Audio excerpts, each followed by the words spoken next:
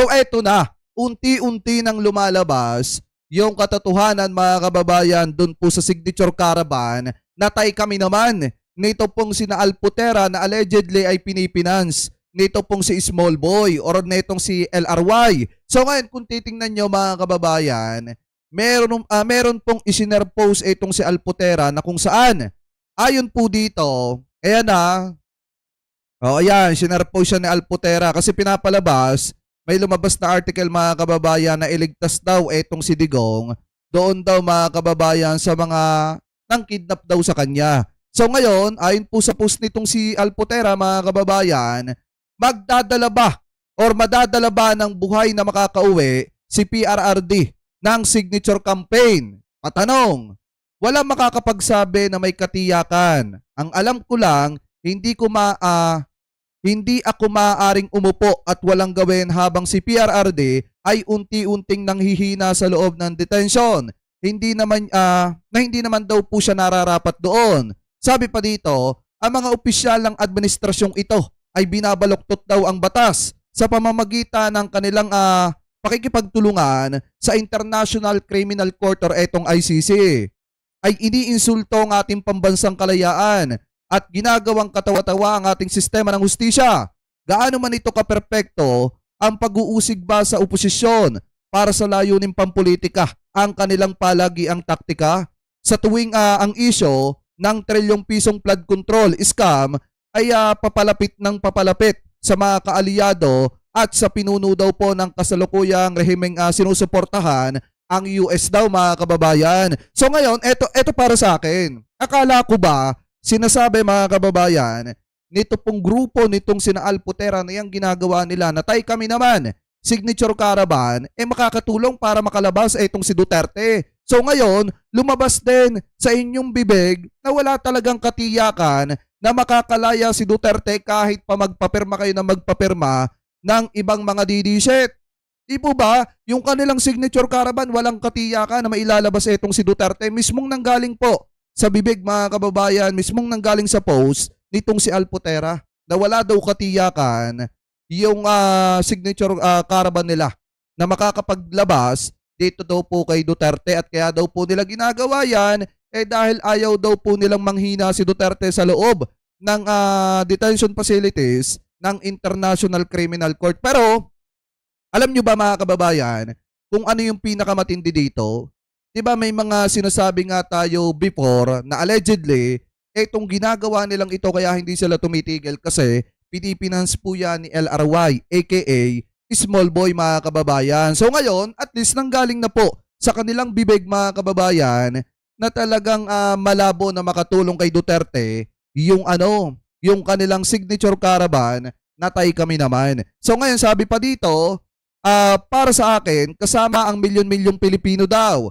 Nananatili akong matatag na naniniwala na makakauwi ng buhay si Tatay Digong. Sa huli, inihikayat ko ang lahat na makilahok daw sa pandaigdigang signature campaign na tay kami naman na pinaniniwalaan kong maglalagay ng presyon sa Korte Suprema daw upang tuluyan ng aksyonan ang iba't ibang petisyon para sa habeas corpus, ideklara na iligal ang tinatawag na group kidnapping effort at utusan ang sangay na ehekutibo ng Pilipinas ang pagpapauwi kay PRRD bago pa mahuli ang lahat. So yan po yung purpose nila kuno. Pero ang totoo pong dahilan nila kaya sila nangangalap ng perma ay para nga po sa kampanya ni Sara Duterte sa darating na 2028. At take note mga kababayan meron daw pong financier sa likod niyan at walang iba kung hindi.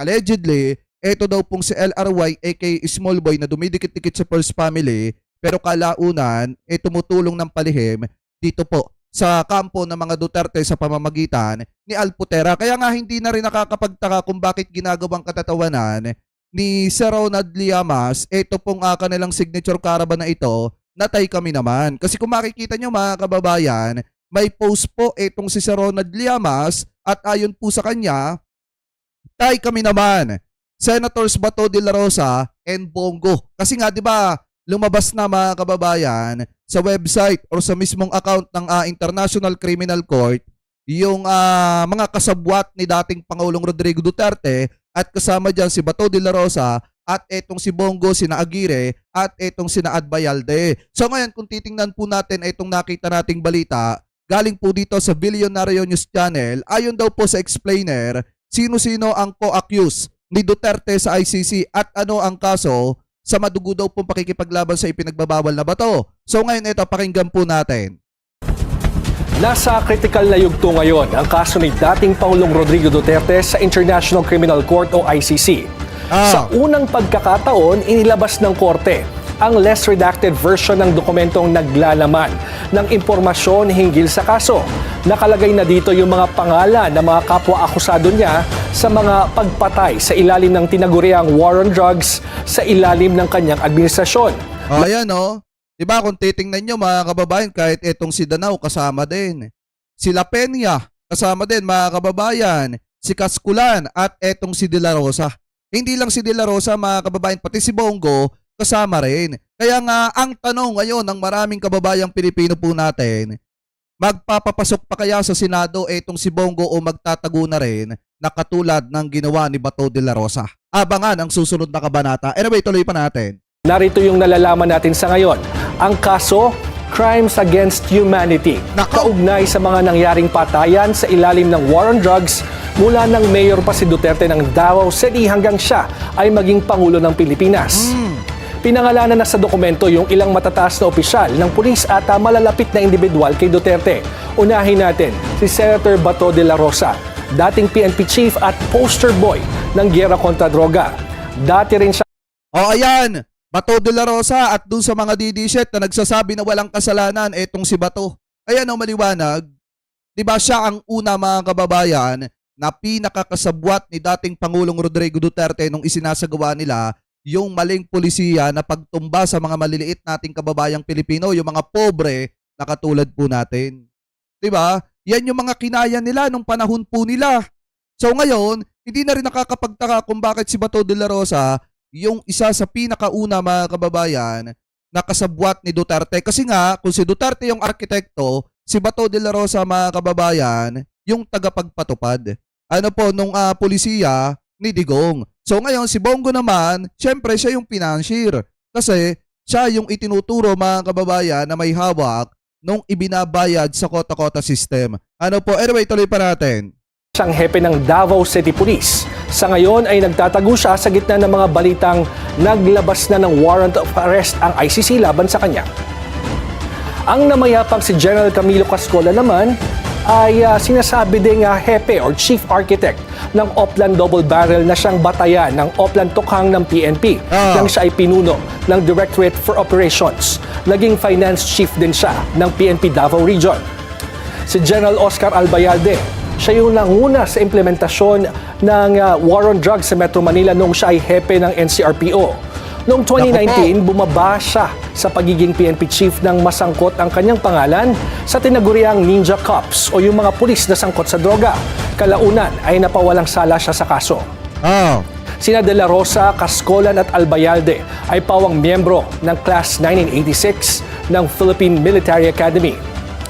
Si retired Lieutenant General Vicente Danao naman ay dati ring hepe ng Davao City Police at humawak ng matataas sa posisyon sa CIDG at Directorate for Intelligence. Naging hepe din siya ng Manila Police District. Si Senator Bongo ang matagal na personal aide ng dating Pangulong Duterte mula pa ng mayor ito ng Davao City. Si dating National Bureau of Investigation Chief Dante Gueran na dati ring hepe ng NBI sa Davao Region. Ang dating PIDEA o Philippine Drug Enforcement Agency Chief Isidro La Peña kasama din sa mga co-accused. Nagsilbi siyang hepe ng Davao City Police. Si dating Justice Secretary Vitaliano Aguirre ay... alam niyo mga kababayan, sa totoo lang, alam niyo yung pinakamasakit dito? Si Bongo at saka itong si Aguirre, itinatanggi nila yung pagkakasangkot nila sa polisiya ni Duterte.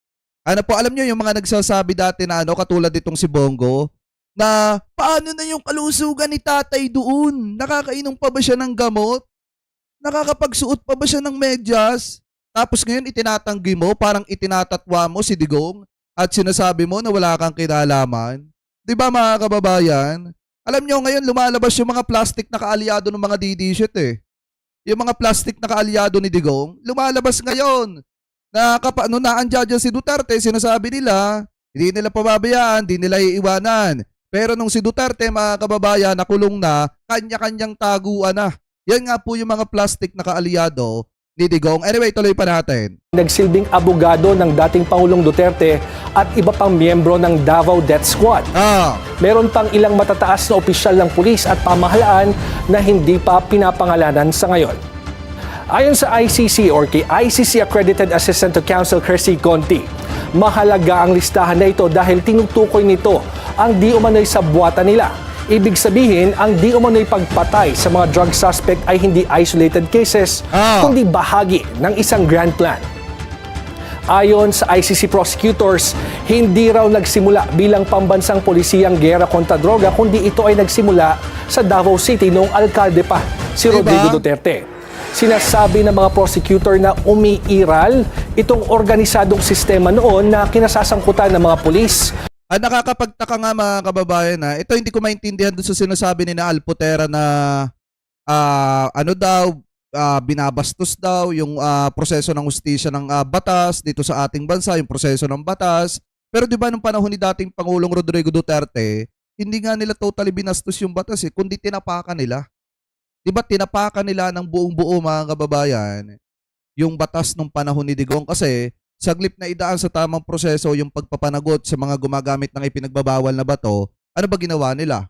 Itinumba nila ng itinumba mga kababayan yung mga allegedly pa lang nasangkot sa ipinagbabawal na bato at yung mga kaalyado nila na katulad ni Michael Yang na nasa likod pala ng pagpapagulong ng bilyon-bilyong halaga ng ipinagbabawal na bato, binigyan pa ng posisyon sa gobyerno habang pinapanood kung paano itumba yung mga kababayang Pilipino po natin na pobre na katulad po natin. Anyway, tuloy pa natin. At mga sibilyang gunman na kilala bilang Davao Death Squad o DDS. At umano'y may malinaw na utos mula kina Duterte at kanang kabay na si Go.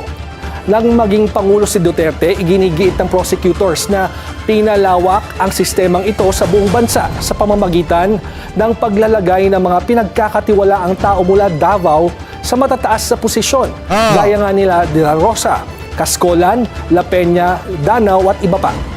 Sa madaling sabi, ang ginawa sa Davao ang naging blueprint ng war on drugs sa buong Pilipinas. Sa ilalim ng international law, ang dating Pangulo, ang kanyang co-accused, ay itinuturing na innocent hanggang mapatunayan na sila ay walang dudang guilty sa crimes against humanity. Sa February 23 na ang confirmation of charges hearing. Dito, pagpapasyahan ng ICC judges kung tutuloy ba sa full trial ang kaso. May matapos isa publiko ang tanong ngayon ay kung lalabas na ba yung warrant of arrest laban sa mga pinangalan ng co-accused. At kung sakali, paano ito i-implement matapos ang kontrobersyal na pag-aresto sa dating Pangulo at pagkulong dito sa The Hague, the Netherlands. Ang tanong, papasok pa kaya yung mga binanggit? Papasok pa kaya si Bato de la Rosa or etong si Bongo mga kababayan? Magpapapasok pa kaya yung mga yan? Yan ang pinakamagandang tanong dyan mga kababayan kasi alam naman po natin na once na lumabas yung arrest warrant na mga yan, automatic kapag kumilos na ang Interpol mga kababayan, talaga may isyapi yan o may ilasada yan papunta ng dahig. So ngayon, ang tanong, kung magpapakita pa ba sa publiko etong sina Bongo? Kasi nabanggit na yung mga pangalan nila na talagang mga kasangkot sila ni Duterte. So ngayon, eto, pakinggan po natin mga kababayan, etong pag-deny ni Bongo sa pagkakasangkot nila mga kababayan sa maling pulisiya ni Duterte nung siya ay mayor pa ng Davao City hanggang sa naging presidente ng Pilipinas. Ano po? So ito, i-play po natin. Pinabulaanan ng ilang personalidad na kasabwat sila sa war on drugs ni dating Pangulong Rodrigo Duterte matapos pangalan ng co-conspirators sa kasong Crimes Against Humanity sa International Criminal Court. Sinabi ni dating Justice Secretary Vitaliano Aguirre na naiuugnay lang siya sa kaso ng dating Pangulo bilang... di ba kayo dati nakangiti kayo habang iniyaano yung mga kababayang Pilipino natin. Tapos ngayon, kanya-kanyang tanggihan kayo at parang ang dating inilalaglag nyo si Duterte. At parang gusto nyong mangyari na si Duterte na lamang mag-isa dun sa dahig at kayo ligtas kasi hindi naman talaga daw kayo kasabwat. Diba sabi ng mga to mga kababayan? Pero kung titingnan nyo, imposibleng walang alam yung mga yan sa mga pinaggagawa ni Digong nung panahon na siya ang presidente at imposible na hindi kasabwat yung mga yan, mga kababayan. Anyway, tuloy pa natin. Ilang legal counsel nito at ng ilang miyembro ng Umunoy Davao Death Squad noong 2009. Higit pa ni Aguirre, hindi niya kailanman sinuportahan ang extrajudicial killings bilang kalihim ng DOJ. Ay! Katunayan, Ano ka, naging secretary ka ng Department of Justice, di mo sinuportahan? Eh di sana, kinwestiyon mo si Duterte dati. Nung panahon na siya ang presidente at nung mga panahon na binubuo niya yung pulisiya niyang yan. pinagpulong din niya sina Duterte at mga pamilya ng ilang EJK victims. Yung mga kasama ko dyan sa sinasabing ko perpetrators ko, nakilala ko lang when I was already appointed as a Department Secretary of the Department of Justice. Sinasama nila para gusto ba nilang i-picture sa ICC yung na si ako ay kasama dun sa common plan or national policy. Yun ang kanilang allegation na mayroon talagang extrajudicial killing policy ang Duterte administration.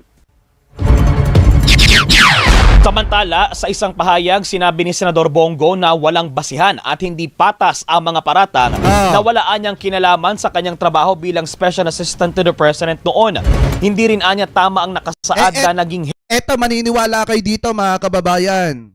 Eto maniniwala ba kayo dyan na walang kinalaman si Bongo sa mga naging desisyon ni dating Pangulong Rodrigo Duterte, lalo na nung siya ay mayor pa lamang, habang itinutumba yung mga kababayang Pilipino po natin na yung iba ay kalaban sa politika ng pamilyang Duterte?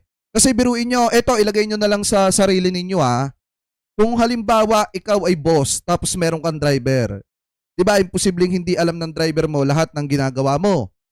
Di ba may mga ganyan, mga kababayan? Ngayon, kung ikaw naman ay boss at ikaw ay may personal assistant, yung pinagkakatiwalaan mo na parang anak mo na, so, naniniwala ba kayo na walang alam yung personal assistant mo na parang anak mo na pinagkakatiwalaan mo sa naging desisyon mo or mga naging plano mo? Siyempre, mga kababayan, yung ginagawa ni Bongo ngayon ay isang maliwanag na talagang itinatatwa niya si Duterte. Ayaw niyang samahan si Duterte, mga kababayan, doon sa pasilidad ng International Criminal Court. Diba, sa madalit salita, yung mga sinabi niya nung 2025 midterm election, yung mga paiyak-iyak nila sa mga rally, yan ay isang malaking kabaliwan at nautulang ng mga yan yung mga didisit na taga-suporta po nila. Yan ang katotohanan dyan. Masakit pakinggan, oo. Pero yung sinasabi natin, totoo. Pinaasa lang ni Bongo at ni Bato de la Rosa yung mga didisit na sumusuporta kay Digong. Kasi ang katotohanan po talaga dyan, ayaw samahan ni Bongo at ni Bato de la Rosa itong si Duterte doon sa International Criminal Court. Kaya mas pipiliin nila na ilaglag na lamang si Digong at sabihin na wala silang kinalaman at itatwa, itangge yung naging ugnayan nila sa naging desisyon ni Duterte, mga kababayan, nung siya ay presidente kahit nung siya ay mayor pa lamang. Ano po, so ngayon ituloy pa natin. hepe siya ng Presidential Management Staff. Bukod kina Aguirre at Go, tinukoy rin co-perpetrators sa kaso sina dating PNP Chief at ngayon Senador Ronald De La Rosa, dating PNP Chief Oscar Albayalde at iba pa. Diba, mga kababayan? Kaya nga kung makikita ninyo, todo tanggi dito si Albayalde, todo tanggi dito si Aguirre. Ayan kung mapapakinggan po natin etong interview ni Aguirre, talagang todo tanggi po siya dito at sinasabi niya na hindi ako takot sa arrest warrant ng ICC. Biruin nyo, Bato de la Rosa din to. Diba nung una, si Bato de la Rosa ano yung sabi? Go! Mr. Trillanes, mark my day. Daldal ka ng daldal dyan. Gusto mo, ikaw pa magposo sa akin. Well, attorney. Pero nung may lumabas sa mga kababayan na balita na may arrest warrant siya kahit wala pa namang tawag dito, literal na basihan, nagtago na. So ngayon, ito namang si Aguirre, mga kababayan, bukod sa itinatanggi niya, yung naging ugnayan po niya sa maling pulisiya ni dating Pangulong Rodrigo Duterte, ni Digong, sinasabi niya na hindi siya natatakot sa arrest warrant. Anyway, ito play po natin. Pinangalanan po kayo bilang co-accused sa kaso sa ICC. Ano po yung tugon niyo sa aligasyon nito? Natatawa lang po ako dyan. Wala naman akong kinalaman dyan sa war on drugs na yan . As a matter of fact, yung charge sa aking extrajudicial killing, wala pong katotohanan yan. Kailanman ay hindi ako nagtangka na makilahok dyan sa kung mayroon mang extrajudicial killing na yan. Ako po ay nanungkulan lamang bilang isang abogado at saka DOJ Secretary. Nabasa ko po doon sa mga news report na ako daw po ay iniimbestigahan tungkol doon sa aking paghawak bilang abogado ni Pangulong Duterte noong siya ay mayor pa noong mga 2009, 2010 at saka nung iba daw pong mga members ng Davao Death Squad. Alam po ninyo, yung pagiging abogado, yan po ang profession ko. Hindi, tsaka mga kababayan, nakakapagtaka din naman eh. Nung hinubakan niya yung kaso, nagkaroon siya ng posisyon sa gobyerno nung nanalong presidente, etong si Digong. Ang nangyayari kasi ngayon dito kay Aguirre, naghuhugas kamay na lamang po siya mga kababayan. Kayo ba, maniniwala kayo? Secretary siya ng Department of Justice nung mga panahon na yon, pero wala siyang ginawa. Nung mga panahon na talagang yung mga kababayang Pilipino po natin ay nagdadalamhati dahil sa nawalan ng kaanak, dahil po sa yung iba, mga malimbintang pa nga mga kababayan, at yung iba talagang totally nadamay lang. So ngayon, maniniwala ba kayo na wala siyang alam sa mga ginawang yon ni dating Pangulong Rodrigo Duterte at nung kanyang mga kaalyado? Siyempre mga kababayan, malabo paniwalaan yan. Hindi ko maaaring tanggihan yan at abogado naman po tayo. At yung pangalawa, sabi daw, ako daw ay kasama rin dyan sapagkat ako ay isang Pasensya na kayo, itinataas ko kasi alam nyo na, hirap na. naging Secretary ng Department of Justice noong 2016 hanggang April 2018. Ah, Nung po ako ay nanunungkulan bilang DOJ Secretary, hindi ko po alam yung ginagawa kung meron mang mga tukang dyan, kung meron mga war on drugs, wala po akong kinalaman dyan. Pero attorney, Alam po ninyo, o di naging bingi nga ang Secretary of Justice noong mga panahon na yon. Yun yung katotohanan dyan mga kababayan. Kung wala ka palang alam tapos Secretary ka ng Department of Justice, o di naging bingi ang batas nung panahon ni dating Pangulong Rodrigo Duterte nung siya ang presidente mga kababayan. Kasi kahit pala yung Secretary ng Department of Justice, walang alam sa mga ginagawang hindi maganda ng administrasyon ni Digong. Samantalang kung titingnan nyo mga kababayan, yung nangyari kay Kian De Los Santos, naging usap-usapan po yan sa media at imposible na siya ay secretary ng Department of Justice pero wala siyang alam. Di po ba? So ito yung isang patunay mga kababayan na may nakatakip na panyo sa mata ng batas ng mga panahon na yon. At maliwanag mga kababayan na walang naririnig ang batas ng mga panahon na yon dahil yung Department of Justice na secretary walang alam sa nangyayaring tumbahan ng mga panahon na yon. Anyway, tuloy pa natin. ang tingin ko dyan, kaya lamang ko sinasali, ay para magkaroon ng credibility yung sinasabi nila na isang national policy or common plan ng Duterte administration, yung pagpatay sa mga drug lords, kahit ito yung mga civilian lamang. Pero kailanman po hindi naging policy yan at sa mga tuwid, siguro marami ang dinakaalam na ang inyo po kabang lingkod nung siya ay nanunungkulan pa bilang DOJ Secretary, ako po ang nagdala sa pamilya ni Kian De Los Santos, ni Carlo Arnaiz at ni Kulot Guzman. Ako po ang nagdala sa mga relatives niya, sa mga magulang niya sa Malacanang at doon po ay hinirap ko sa kanila. Hinarap sila ni Pangulong Duterte at yun po, ang naging bunga po nun, hindi po ba, na yung lahat ng mga pulis na naging sanhi ng O di aware ka, alam mo yung nangyayari ng mga panahon na yon. Alam niya yung mga nangyayari ng mga panahon na yon. Hindi niya pwedeng sabihin mga kababayan na wala siyang alam sa mga nangyari ng mga panahon na yon. Tulad niyan, sinasabi niya, siya ang nagharap sa pamilya ni Kian De Los Santos kay Digong, kaya naaksyonan daw kuno. Mga kababayan, pero ang point kasi dito, mali yung naging pulisiya ni Duterte kasi maraming inosenteng nadamay. At sinasabi ni Aguirre na wala siyang alam sa mga nangyaring yun. Pero siya ang nagharap sa pamilya ni Kian De Los Santos kay Duterte. So ibig sabihin, may alam siya. Ang pagkamatay, ang balita ko po na-convict silang lahat. pero Kaya, attorney sa dami sa dami po nung pinatay during the Duterte administration, ang sinasabi po na mangilan-ngilan lamang yung napanagot ng mga pulis under your watch as a Justice Secretary. Tama. Ano po ang Hindi reaksyon po. niyo doon? Ang Justice Secretary po ay hindi nanungkulan bilang magpapatupad ng criminal law. Ang akin lamang po ay panguluhan o pamunuan ng Department of Justice. Hindi ko po sakop yung yung trabaho ng pulis. Pero may mga prosecutors po kayo na dapat na nagsasampa ng kaso sa mga Totoo. pulis na kung sila ay involved dito sa mga pagpatay. Kasi 'di ba ano yung sinabi ni Ombudsman Boying Remulla noon? Alam nyo mga kababayan, dati pagka ikaw ay naging biktima ng ganyan, sasabihin ikaw ay nagkasakit ng malubha kasi may pandemic, pero kung titingnan nyo, may butas, may tama doon sa ulo. 'Di ba? Alam nyo mga kababayan kung ano yung tinutukoy natin. At yan mismo ay nasaksihan ni Fortun nung mga panahon na si Duterte ang presidente. Tapos ang nakakapagtaka pa dito, 'di ba, sa panahon ni Secretary Aguirre nung siya ang secretary ng DOJ, alam naman natin na maraming hawak na mga prosecutor yang mga yan, at dapat ang ginagawa ng mga yan noong mga panahon na yon, nagpa-file ng kaso laban po dun sa mga pulis na sangkot sa madugong pakikipaglaban sa ipinagbabawal na bato na naka-violate ng karapatang pantao ng mga kababayang Pilipino po natin. Di po ba mga kababayan? Pero anong ginawa niya? Nagtulog-tulugan siya noong mga panahon na yon at wala siyang naririnig, wala siyang nakikita.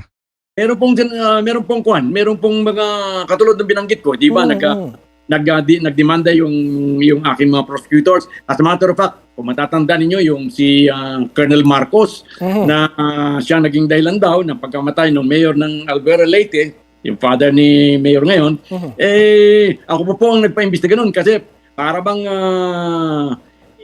yung kanyang ang pagkamatay ni mayor noon ay parang babaliwalain lang o parang yung hindi po prosecute. Dinirekta ko po sa record dyan, ang NBI. Sabi ko, ako hindi niniwala na dapat ganyan-ganyan lamang. Sabi ko, imbestigahan ninyo. Ay, grabe no? Parang ang nangyayari dito mga kababayan, kahit pala si Duterte naging presidente noong mga panahon na yon, talagang kinakalaban niya yung proseso ni Digong. Di po ba? Tapos siya ngayon yung tumutulong do sa mga binibiktima nung maling polisiya ni Duterte. Yun yung lumalabas dito sa interview Parang ang dating talaga mga kababayan, inilalaglag na nila si Digong, no? Diba kasi, biruin nyo ang isinasalba na lang nila dito yung kanilang sarili. Tingnan ninyo kung anong katotohanan dito. As a matter of fact, inimbestigahan niya ng NBI during my watch. And I think the recommendation is to prosecute Colonel Marcos Now, at that time. Attorney Vic, kaakibat ng paglabas ng inyong pangalan bilang co-accused ay yung posibleng paglabas ng warrant of arrest laban sa inyo. Ano po yung plano ninyo at papaano nyo po ito haharapin? Una-una po, hindi ako natatakot dyan sapagkat tulad ng sabi ko na ako yung interview ni Miss Pinky Webb sa kanyang on point, wala akong kasalanan dyan. Hindi ko yan kinatatakutan. Ikalawa, wala akong magagawa dyan. Kung talagang kuya aristuin, nandito lang ako. Hindi ako maaaring magtago sapagkat ako'y naghahanap buhay. Pag ako'y nagtago, walang maghahanap buhay sa pamilya ko. Kaya nandito lang ako. I am going to face anything. Ang sana lang, ang hiling ko ay yung maging malinaw na kung anong basehan, kung ano ang patakaran tungkol dito sa warrant of arrest na i-issue ng ICC. Sapagkat sa ngayon ay hindi pa masyadong malinaw. Kaya hopefully in the coming days, sana mag-come out ang Supreme Court ng isang malinaw na patakaran, katulad nung patakaran na inilabas nito tungkol sa extradition, na malinaw na hindi ka maaaring bastan lang damputin at padala sa foreign country sa isang extradition ng walang proseso ang judicial process dito sa Pilipinas. So, yan ang dapat mangyari dito. Attorney Ayan mga kababayan, nakat na natin dyan. So ngayon kung titingnan nyo, so ibig sabihin mas matapang pa pala itong si Aguirre kaysa kay Bato. Kasi si Bato nagtatago Itong si Aguirre handang harapin yung matinding aligasyon laban sa kanya mga kababayan kung sakali lumabas yung arrest warrant niya. So ngayon sinabi din dito ni Aguirre na harapin niya yung kasi alam niya sa sarili niya na wala daw po siyang kasalanan. So ibig sabihin, kaya pala nagtatago itong si Bato de la Rosa kasi alam niya na most guilty siya dito po sa isyong ito. Diba alam ni Bato de la Rosa siguro na talagang makukulong siya. Kasi nga naging naging kasama siya ni Duterte nung isinasagawa nila yung kayabangan nila noong panahon na sila ang nasa kapangyarihan. Ano po? So ngayon, ang maliwanag dito mga kababayan, yung mga kasama ni Duterte na ipinatupad yung madugong pakikipaglaban sa ipinagbabawal na bato, tinatanggi na po ngayon yung naging ugnayan nila sa maling polisiya ni Duterte. Sa madalit salita, talagang iniwan na nila literal etong si Duterte, lalo na etong isang pinagkakatiwalaang tao ni Duterte na si Bongo, tinatatwa na rin itong si Digong at pinasisinungalingan yung naging findings ng International Criminal Court na alam ni Bongo yung mga naging desisyon ni Duterte. So ngayon, ang sabi ni Bongo, mga kababayan, hindi porket ano daw siya, personal assistant ni Duterte, alam na daw niya lahat ng ginagawa sa madalit salita nito pong si Digong. So kayo, mga kababayan, kung kayo po ang tatanungin, ano po ang masasabi ninyo, hingil po dyan. Comment below na lamang po kung ano pong comment at opinion po ninyo, hingil po sa usapin po na yan.